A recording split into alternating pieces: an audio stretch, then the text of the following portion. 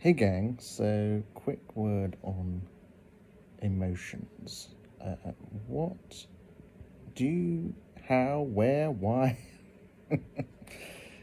What is an emotion, you may say? I think we've all got a sense of emotions, however much we might repress them in ourselves. We can see the world around us and how humans are, and they have emotions. So even if, say, you aren't very comfortable with anger in yourself, and you're not even with me on the idea that you might need to learn how to embody that, you may be aware that anger is a thing in the world.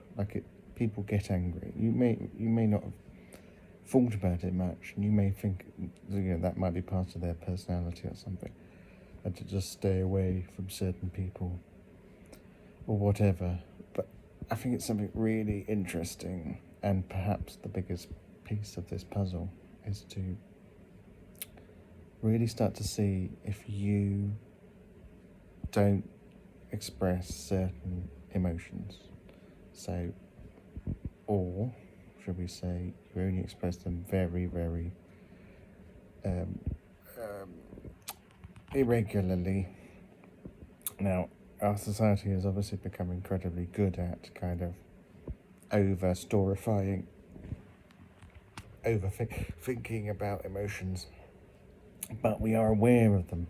We are aware of them. This is why I was saying earlier today, this is a way in for many, many people to this, because a lot of the other stuff is spiritual, woo-woo talk. I find it amazing, but many people might just be like, what?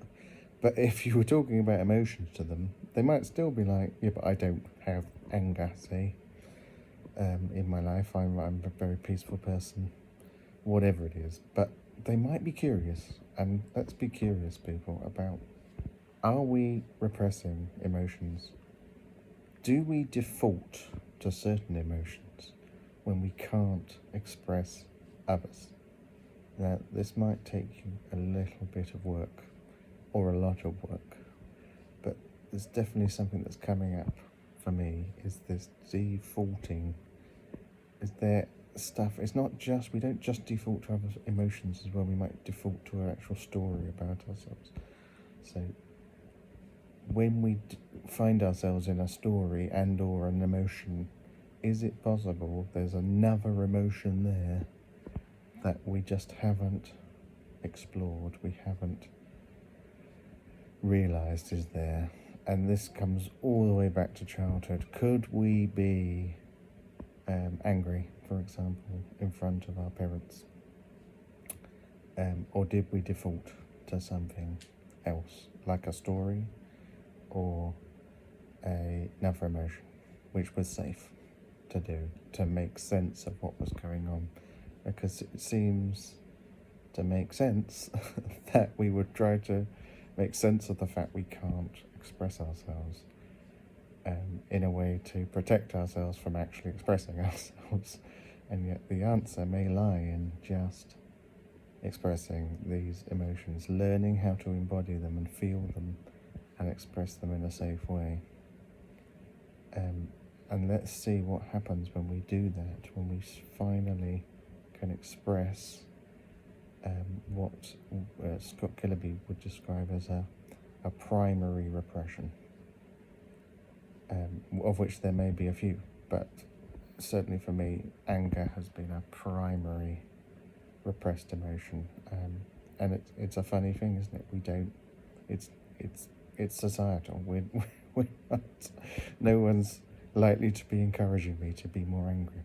Saying that, if I think back through my life, I think maybe a few people have. I think a few people have noticed a lack of what someone might call a fire in your belly. A real.